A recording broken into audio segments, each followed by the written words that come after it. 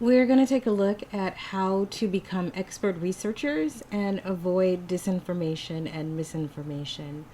And this is going to be really important when we are looking up events for civil rights, because there's a lot of information out there about it. Not all of it is correct. And this information goes back 50, 60 years. So we have to make sure that we're getting the information that we're actually looking for. So before we talk about that, let's take a look at how the internet search works, and we'll learn some techniques for looking up different items. So we'll take a look at how Google works. So first of all, what you need to know is that there are hundreds of billions of web pages, and these web pages can come from anywhere. Some come from professional organizations, some come from students. So we need to be able to determine which websites we want to get our information from, which ones are more credible.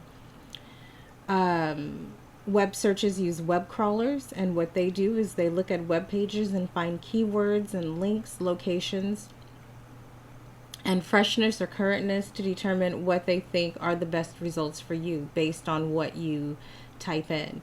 Search engines like Google, Bing, Yahoo, DuckDuckGo, etc. use web crawlers to organize these into a search index. So by the time you get ready to search for your information, it's already sitting there ready to go. Google collects information about where you live, where you are, what you've searched for in the past, and uses that information to customize what you're looking for now. Sometimes when you put in a search term, you get an ad. And people pay Google in order to have their websites at the top of a search, even if it's not the best choice. So sometimes you'll type in a term, you'll get a result.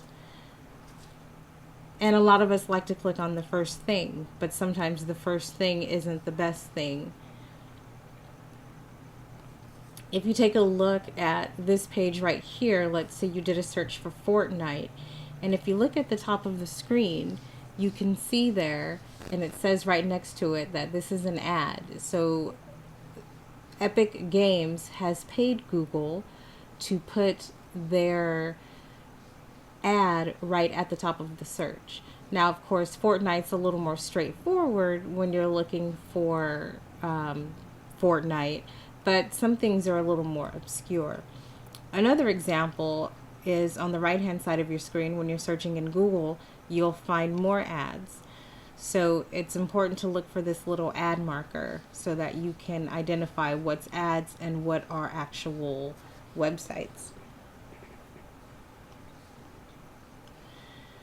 More ads will often pop up at the top of your screen. So for example, you're looking for PS4, so you'll get the ad for PlayStation, and then you'll get ads from different stores that are promoting their inventory to you as well.